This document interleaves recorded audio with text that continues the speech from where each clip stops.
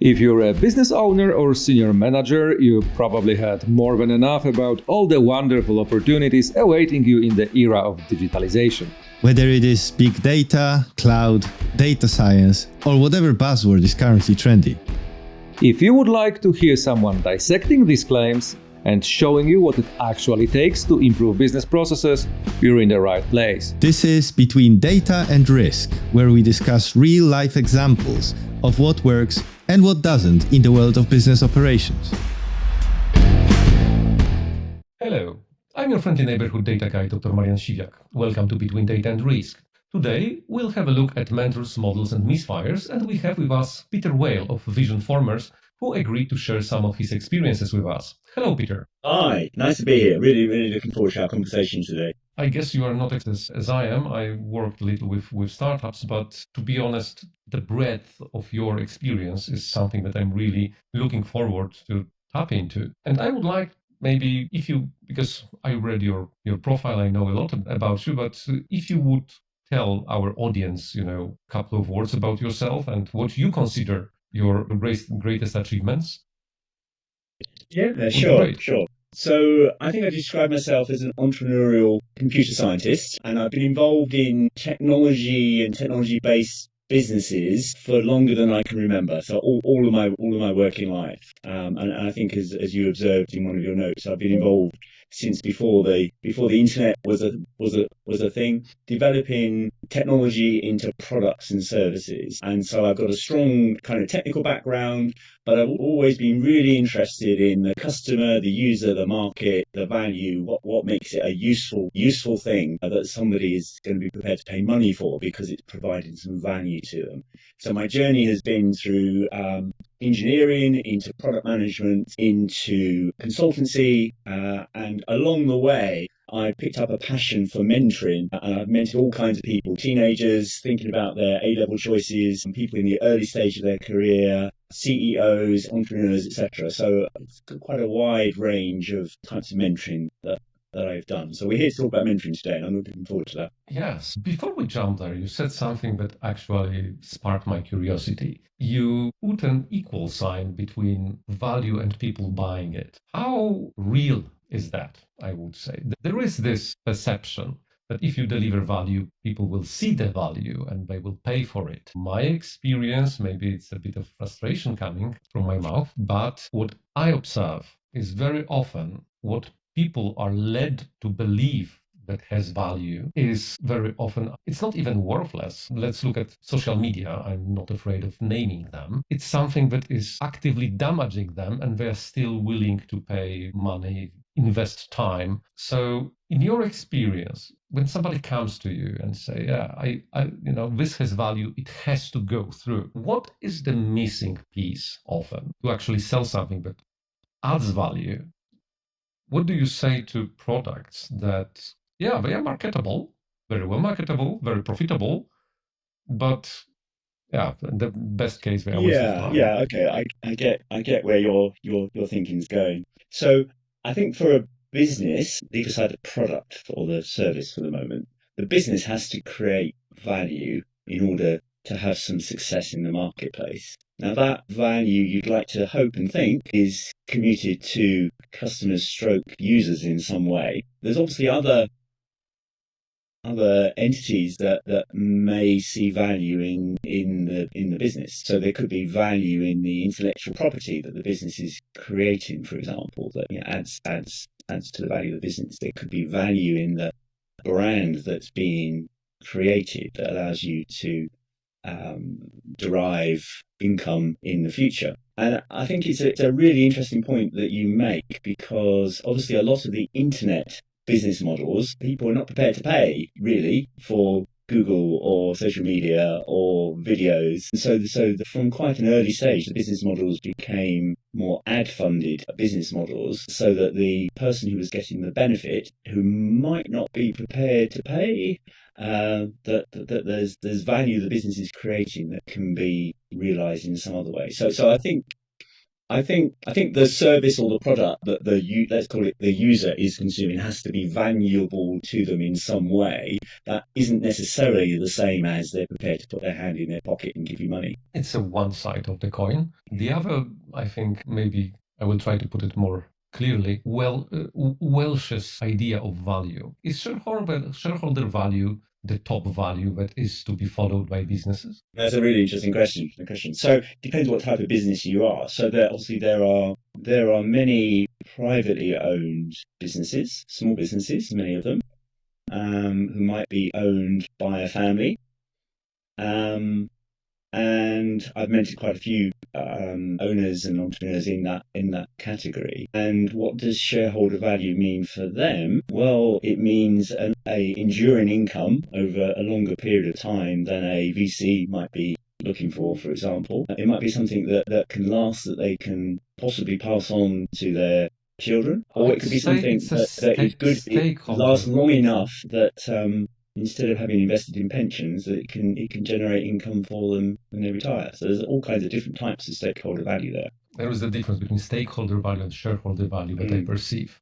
I'm all for stakeholder value capitalism. It's shareholder value, Welsh type, that sometimes I dare to challenge, maybe I would say. Yeah. But okay. Yeah. But I mean, if you think about it in terms of shareholder value, then it's what the market decides that the company is worth at that particular moment in time. And as we all know, that will change up and down based on sentiment, which may or may not have a very strong link to reality in terms of the actual value, back to that word, that is being provided.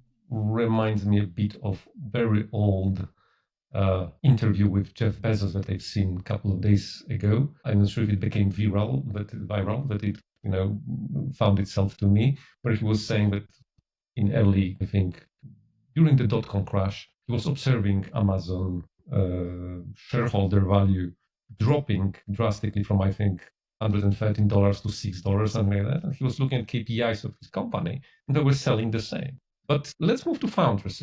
My current interest is startups and founders. And the question that I wanted to ask you, with your really immense experience, is what is the advice that you have to correct the most often? Is there anything that most of the people get wrong? It's just maybe that's why I also wanted to start with the shareholder value, because there are some, I would say, truths that people today think are just given, like, Bible style, even though this neoclassic capitalism is started in 70s, the consequences are dire until this day. But now people are assuming that that's the only way, right? So is there any advice on a much, lower level, starting the business level? Are there any truths that aren't, if you know what I mean? I think often what I find is that depending on the background of the founder or the entrepreneur, that they'll be particularly strong in a certain area. So that could be in business development, in talking to the market, talking to customers, convincing them that there's something exciting happening. It could be in creating very innovative technology or some other area. Often when I'm working with founders, it's helping them to identify what their blind spots are, the area that they're spending less time or less focus on. So I'm trying to help them to kind of round out their thinking around what is needed for their business to be successful. So I think there's not like one thing that everybody misses. Depending on where people are starting from, there's almost certainly something that people are more likely to miss just because it's a blind spot. I guess I think it's pretty universal. Many people think that the only thing that matters is the thing they specialize in. Happen to encounter this type of thinking more often than not. That give you an example, I worked in big pharma and in IT, and I've been approached by an IT person who said, actually, we should take on drug development.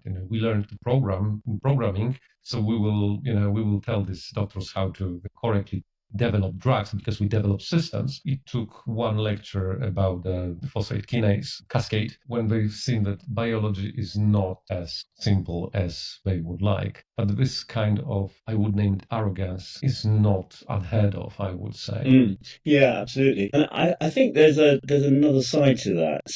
So sometimes, shall we say, being foolish and saying, well, we've solved problems over here. I see a problem in a different space or a different domain over here. I'm sure we could do a better job of that. Now, there's a naivety there, possibly. You could even say possibly a foolishness. If only you knew everything else that all the experts knew in that area, you wouldn't be thinking that. Now, as long as that doesn't come with too much arrogance, which is a word that you use, which is the humility to flex and to learn and to manage the ambiguity, then starting from a completely different point of view to everybody else in the industry, if you can weave and dive your way to where value can be found, then you can be much more innovative than everybody else in the industry. So there's that side to it, I think, as well. Almost 20 years ago, when I started my career, I used tools designed to model metabolism of cells, model supply chain and the production process. So it's not like having a different experience can't help you. But if you think that any experience that you have in one field makes you better than people who do it, this is, I think, the dangerous moment when you are ready to ignore what is outside. So you can't ignore. You have to. So you can come up with a big bold idea that's rather brash and based on 90% not knowing what all the hurdles are. Yeah. That's fine, but you then need to manage your way through that. You need to listen and learn and pivot and adapt. So my own business is called Vision Formers, and actually it's about helping founders to start with their vision and say, well, how do we form that into a reality? How do we make that real? Yeah, how do we take the big picture idea and how do we begin to make it real? All right. So let's go into this direction. Somebody has an idea, right? I want to make, I don't know, new Cybertruck or, whatever great thing. And just a couple episodes ago, I had an amazing conversation with a gentleman whose business, Deep Green, is starting to take off after 10 years of, I don't want to say stealth mode, but was waiting. He could afford to just start the business. They are building distributed computing centers in the UK, and they are giving away the heat back to communities. Right now, with the LLMs developed and the need for the computing power, but also privacy concerns and the need for the localized, like getting down from the clouds back to the ground and underground. So now the market opportunity is such that he can take it off, and they got like 200 million, 400 million investment into it.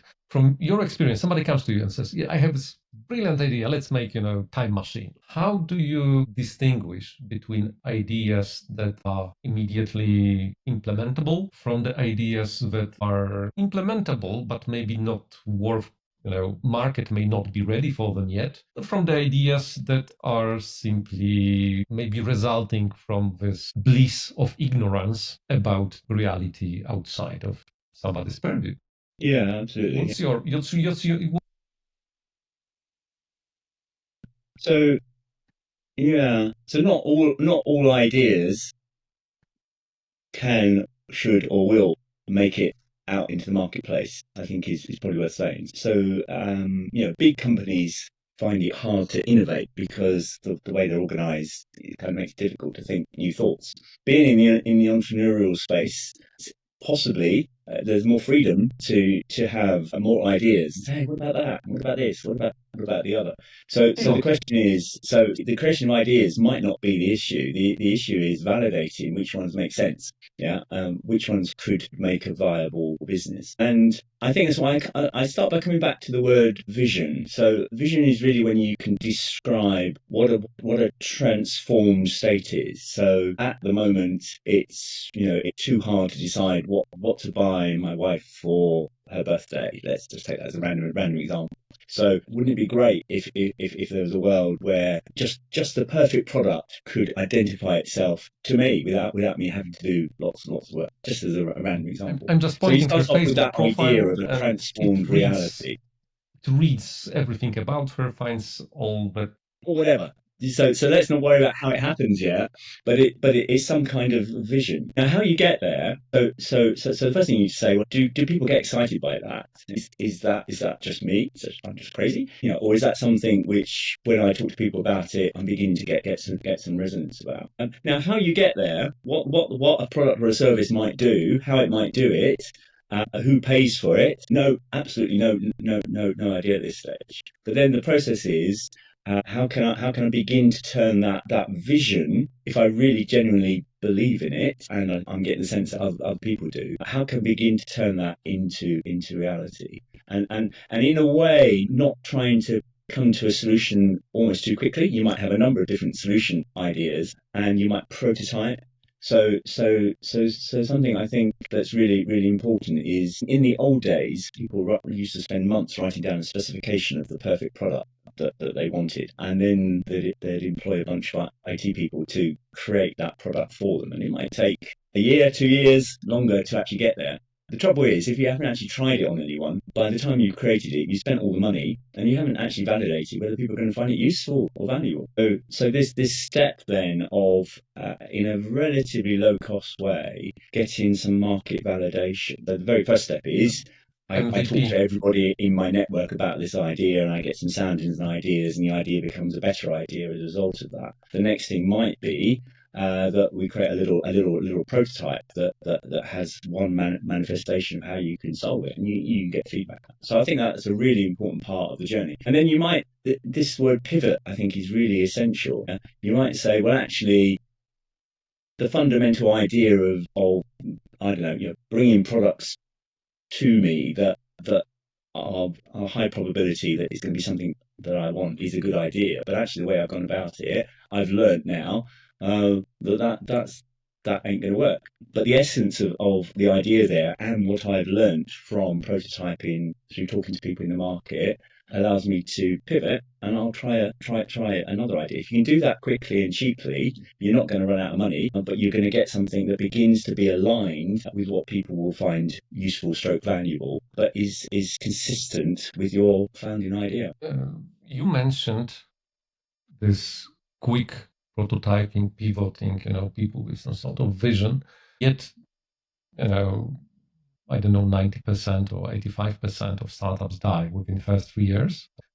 If we multiply it by number of pivots, number of ideas that don't make it, becomes humongous. Mm-hmm. What do you think is the main reason?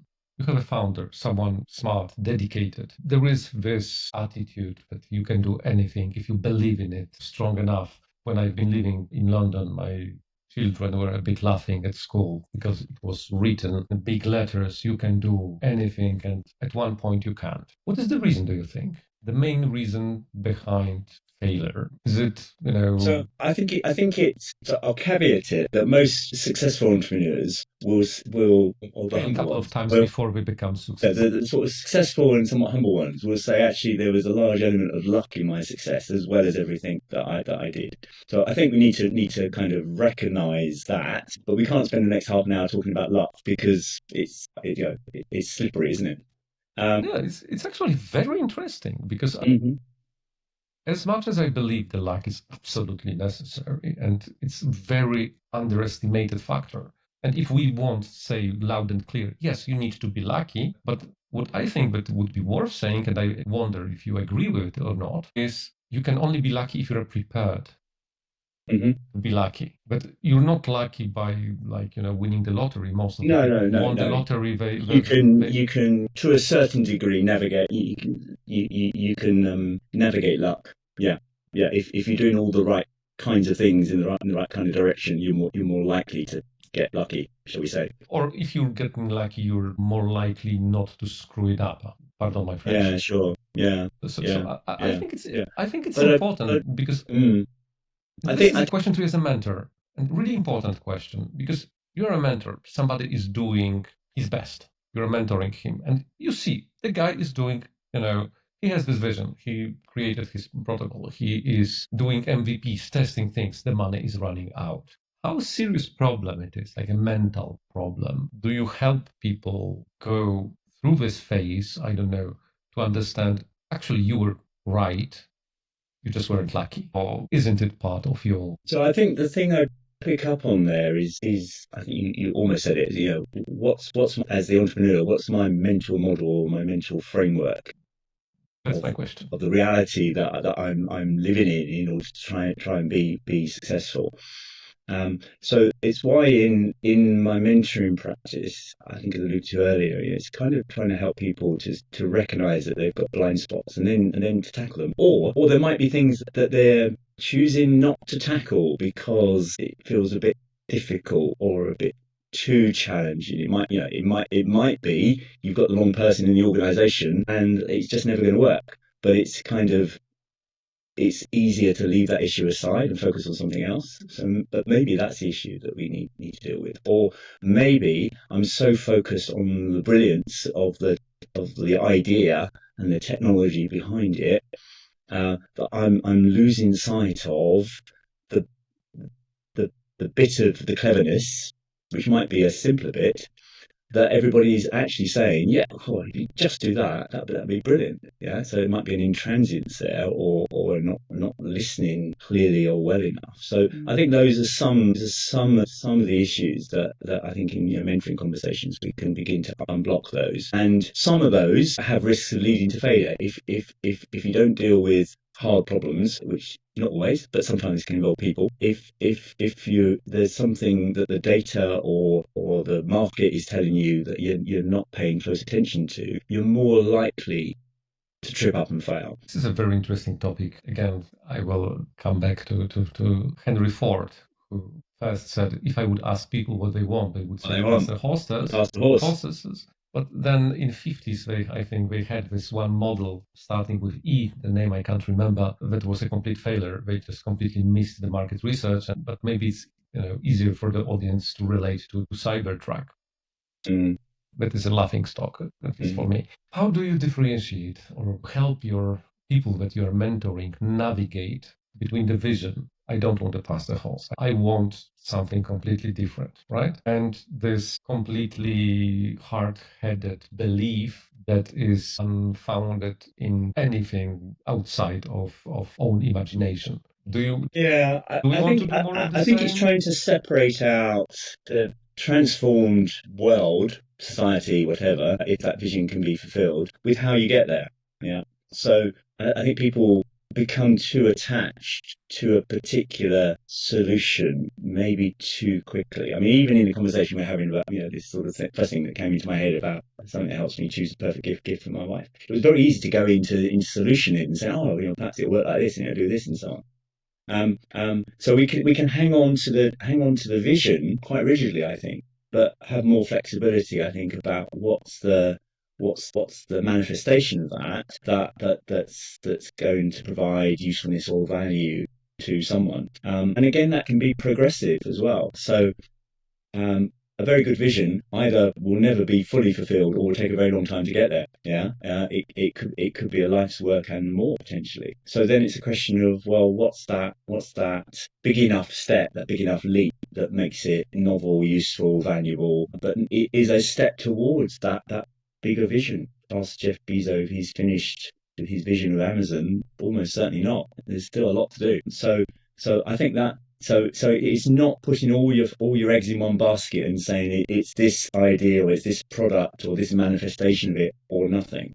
I think that's where the flexibility of thinking needs to come in, whilst being true to, holding fast to the vision of what this transformed state, this transformed world looks like. There is one element which is, I would say, implicitly surfacing in our discussion. We mentioned turning vision into something viable, something, a step that can be taken. We mentioned, and you mentioned, interestingly, two types of people in the organization when we were talking about you're mentoring people and they have blind spot related to people. You mentioned, okay, we can get the team of developers and make them work for 2 years just to learn, but that's not what we needed. The teams. When you are mentoring people, how do you help them create this body that will actually carry out? You worked in organizations of different sizes. My understanding, as long as you're in a one-man army, it's easy. And when you get this other pesky humans with their own bits of vision with their own limitations, or daring to have a bit different opinion than yours. How do you help people work with this human factor? Yeah, absolutely. I think it's a really important area, and one way or the other, quite a large part of my mentoring conversations kind of end up talking about teams and people and so on. So I think it's a really important area. So there's a number of points to say there, really. It's not always the case, but there are quite a few famous companies that were once startups that it wasn't a single person. There was at least another person. History might give them less limelight, but if you think of Bill Gates, Paul Allen, and it was Hewitt and Packard together, and it was Larry Page and Sergey Brin at Google and so on. So quite often you will find at least two founders, because it's really hard being in a single entrepreneur founder. I think it's a really difficult place to be. So that's the first point to make. So I think it's always is a bit too sweeping, but if there's somebody that you get on well with, that you've worked with before, and you can conceive a business together, there's some good opportunities there. I think the second point to make is that, and it kind of plays to the blind spot, so you need to say, okay, I'm good, or we're good at this, but we're rubbish at this, or we're not very good at this, or we need help in this area. So then you need to look to recruit people into those areas that are significantly better than you at those areas. So the two key things to do there. So one is you need to continue to cast the vision to people that you bring in the business, but maybe back to my earlier point, but without micromanaging about how you achieve that vision. If I've just recruited who I believe is a fantastic CTO into my business, I need to let them do CTO type things and not presume that I know better than them in terms of the capabilities that they bring. However, I need to hold on to the vision. So less about the mechanisms of how we get there, but to hold on to the kind of narrative, the unfolding story that says this is the big picture, this is the future state, this is where we're trying to get to. And kind of help me get to the next step. What might be the next step on that journey? So I think you use your judgment. You make a hire that you generally hope will be successful. It doesn't always work out. But you have to start on the presumption it's going to work out. Yeah. So you need to give trust. You need to give trust first. Trust isn't earned. You need to give trust to start with, so that people can flourish and seek to give their best. That's the happy state, and what you hope will work out. Now sometimes it won't work out. Often it's because of misalignment of vision. The person comes in and has a slightly different vision to you, and sooner or later that could cause some conflict. So there are situations where I've helped people in that situation. So hopefully it's a happy state and it works out. Lots of examples of that. But if you end up in the unhappy state where it's not working and you've tried various things to fix it, then the other thing I found is helping people to recognise that they need to make the decision, possibly to let that person go or to part ways and move on. And too often people will just try and bumble along and make it work. So that's the other side. And it doesn't have to be a you are a horrible person type situation. It just needs to be the fit isn't quite what I thought it was going to be. Thank you very much for your contribution. But we need to part ways at this point. So I think that's a few things there. But as you begin to build up more people into the company, this vision casting piece becomes ever more important, particularly when you've got so the first few hires probably report to you, but as you get slightly bigger, you're going to have other hires that report to other people that report to you.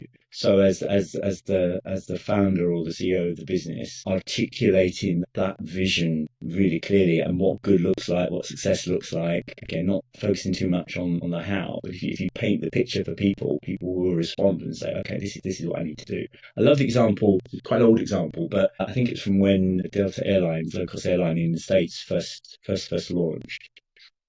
they the CEO had three things that he empowered his employees to do. You need to get flights that are on time, that the flights need to be low cost, and we need to have happy customers. Okay, and that empowered everybody in the organization to say, I'm on the ops side, or I'm in finance, or whatever, and everybody was really clear that actually the ultimate success factor of their job was were they moving forward on those three parameters. So that I think is where that vision piece becomes really important, where you play that in the team. You trust people as much as you can until it's clear that you can't in hopefully a small number of circumstances, and then you have to move on. What the situations I've seen them where you have a CEO that's set on the vision, which is fine. I respect that, all right? But then you have operations that completely drive somewhere else. We had this conversation, I think, 2 years ago with one of the investors. We've been asking him, with my colleague, does it happen often? He said, yes. Unfortunately, from the board perspective comes the CEO and shows us, the vision is still in place. We are going there, but talking to people, they're going completely somewhere else.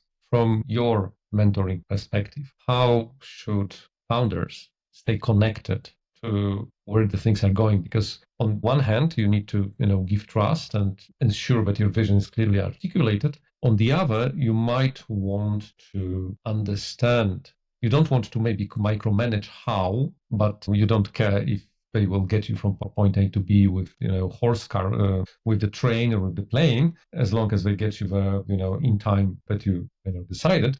But you might want to check if they are not going somewhere else. How do you balance micromanagement with alignment? Maybe not balance, but you've sort of said the golden word there. Alignment is the golden word. We haven't used that word yet, but it's really, really important. As you've been talking, what comes to mind? There's a really kind of famous book called The 5 Dysfunctions of a Team by a guy called Patrick Lencioni, which is a good book recommendation. It's available on audio and all kinds of things. I think that's brilliant. And the sort of narrative there is you've got a CEO, an incoming CEO with a set of department heads who report to that person. And basically everybody's got their own agenda, doing their own thing. The marketing person thinks the marketing is the most important thing. The operations person thinks the operations is the most important thing, and so on. So, and trust comes into that, as we mentioned already. But the kind of alignment around, we're not 5 teams in 5 different departments. We are one team, and we have a single goal or a single objective as a group of people to make this business successful. What is it we need to do together? So that alignment piece, I think, is really important. And alignment is a bit like a kind of musical instrument that's out of tuning. If you haven't got alignment, you will pick up dissonance. I think it is the beginning of the answer to your question. You'll find dissonance in the organization. Things are just not ringing true, ringing harmoniously. And you might need to dig. You might observe it, but not be quite clear what the root cause of it is. So then I think as a CEO of Value, you need to dig and understand what's causing that disharmony and fix it. I have one more question, because I think you are rather uniquely positioned to feed my curiosity. You started in the pre-internet era, right? And you are in tech. My question is, there was this big cultural change during COVID. Work from home or remote work started to be a thing. And I wonder, in the context of what we said, getting alignment, being able to cast the vision, but on the other hand, having the trust. What's your take on these different modes of operation? I met people who are just so used to coming to the office that remote work for them is blasphemy. I know people who would say that they prefer their people to spend more time working than commuting. I live in London, so it actually resonates with me. 2 to 5 hours of travel each direction is not the most efficient use of my time. What's your take on this? Is hybrid or remote work fancy? Yeah, sure. Okay. So that's quite a controversial topic, isn't it? Yeah. So I guess my view is, for most people, hybrid working is here to stay. I think for not everybody, but for quite a few people, hybrid is not a compromise, but it's a good balance. I would say two things really. So one is quite a lot of the day-to-day stuff of communicating can be done very effectively over video calls and so on.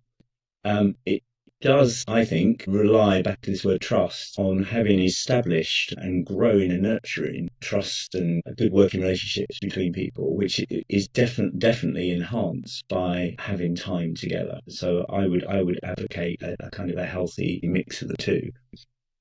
What I don't think does work is mandates that say, you've got to be in the office, whatever it is, 2 days, 3 days, 4 days, 5 days a week, just for the sake of it, if you like. I think that the times of coming together and in the teams that I'm involved in, the projects that I'm involved in delivering, we very purposefully have times when we say we're having this session, we're coming together face to face, and actually we'll do some useful work for sure together. But actually, the prime purpose really is to spend that quality time together. I used to work for an American company, and maybe once a quarter I would go over to headquarters in the States. And normally there needs to be a business justification for taking the flight and the cost of the flight and the hotels and so on. But actually, it was all of the little side meetings and conversations that you had, the little check-ins that you had with people, might just be half an hour or whatever. That was the real value of spending that time together, because then when you spent time on audio calls or video calls with those people in the next 3 months, it was that rooted conversation that you'd had together in person that helped carry you through the imperfections of technical forms of communication. So that's where I've ended up, I think, on this. All right.